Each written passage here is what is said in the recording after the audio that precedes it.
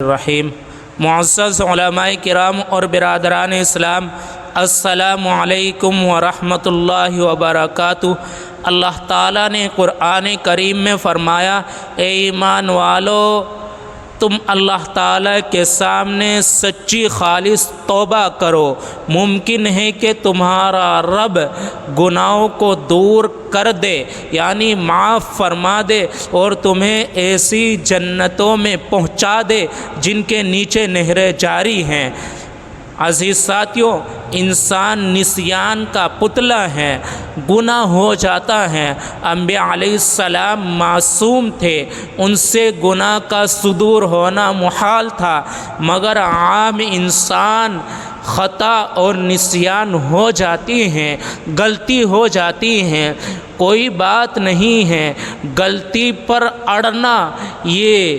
بڑی بات ہے، اور غلطی پر شرمندہ ہونا اور شرمندگی کے ساتھ، عاجزی کے ساتھ اللہ تعالیٰ سے معافی مانگنا تو یہ اللہ تعالیٰ کو بے حد پسند ہے، کیونکہ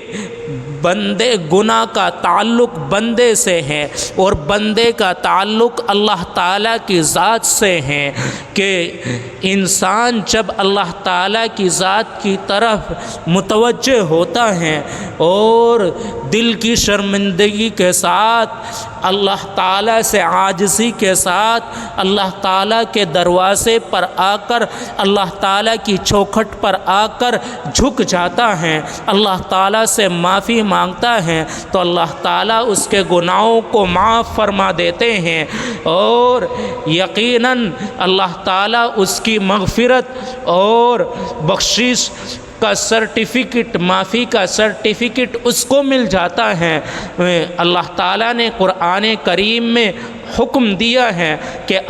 یکفر عنکم سیئاتکم، کہ تمہارے گناہوں کو بھی مٹا دیا جائے گا، یعنی اگر آئندہ تم گناہ نہ کرنے کا ارادہ کرتے ہو تو نہ صرف تمہارے موجودہ گناہ ختم کر دیے جائیں گے، بلکہ ماضی کے گناہوں کو بھی یکسر کر دیا جائے گا، مٹا دیا جائے گا، ختم کر دیا جائے گا، بشرطے کہ انسان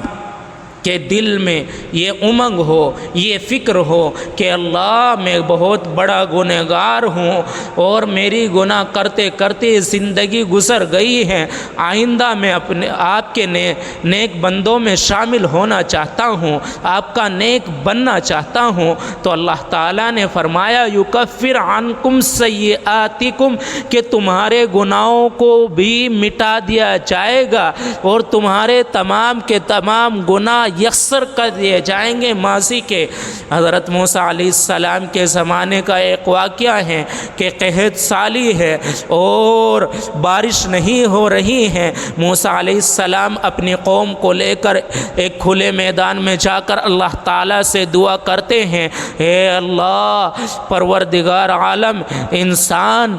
اس وقت میں بڑے پریشان ہیں گرمی کی وجہ سے، اے اللہ اپنی رحمت کی بارش نازل فرما۔ تو دعا ہونے کے بعد دھوپ اور تیز ہو گئی، تپش بڑھ گئی۔ اللہ تعالیٰ نے فرمایا، موسیٰ علیہ السلام نے فرمایا، اللہ تعالیٰ یہ کیا معاملہ ہے کہ دھوپ تو اور تیز ہو گئی ہے؟ اللہ تعالیٰ فرماتے ہیں، موسیٰ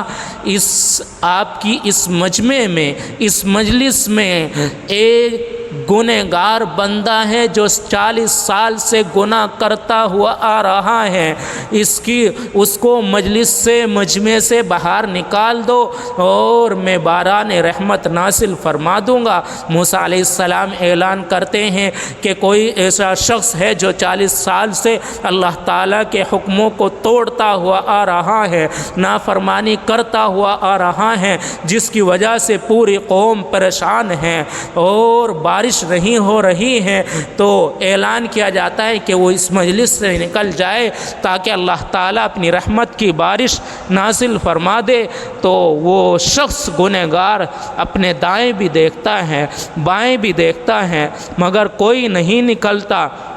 اب اس کے دل میں فکر ہوا، احساس ہوا کہ اگر باہر نکلوں گا تو ذلت ہوگی، رسوائی ہوگی، اور اگر اندر رہا مجلس میں تو بارش نہیں ہوگی۔ تو دل میں خیال یہ پیدا ہوتا ہے کہ اللہ تعالیٰ کو منا لیا جائے۔ اللہ تعالیٰ کو منانے کے لیے اللہ تعالیٰ سے مانگنے لگا، اے اللہ میں 40 سال سے گناہ کرتا رہا، آپ چھوٹ دیتے رہے، اے اللہ میں گنہگار بندہ ہوں، میرے گناہوں کو معاف فرما اور مجھے رسوا نہ فرما۔ یہ دعائیں ابھی مانگی رہے تھے، ابھی دعا ختم بھی نہیں ہوئی تھی، باران رحمت نازل ہوئی۔ موسیٰ علیہ السلام نے اللہ تعالیٰ سے